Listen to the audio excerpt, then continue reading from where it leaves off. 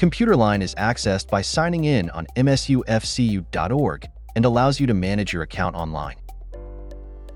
We use a variety of different measures to ensure that accounts remain secure. The goal of this video is to provide additional guidance in the event you reach an error when signing in to our website. In the event an incorrect username or password is entered, the login page may state the information provided does not match our records. If this occurs, double-check that the username and password being entered are correct. When entering the password, tapping the eye icon allows you to view what information is being entered.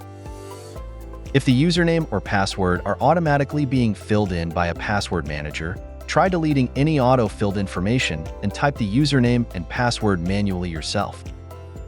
You can also click Forgot Username to recover your username, or click Forgot Password to reset your password. As always, you can contact us for further support. In the event you reach a page stating "We're sorry, but the page you were searching for cannot be found," or the information you were trying to submit was not processed, please contact us for further support. A page stating "Access Denied" or error code 1020 could mean that there is a connection issue. In the event a VPN service is being used, we recommend disconnecting from the VPN service and then trying to load the page again.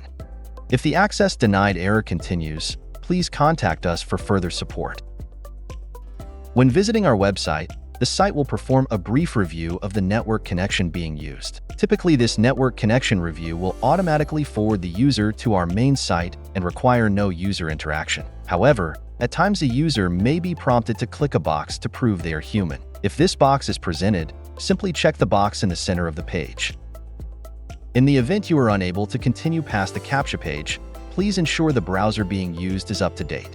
Most browsers allow a user to check for updates within the settings menu of that browser. Additionally, it may be beneficial to try signing in on a different device or browser. As always, please reach out if you have any questions or need further assistance.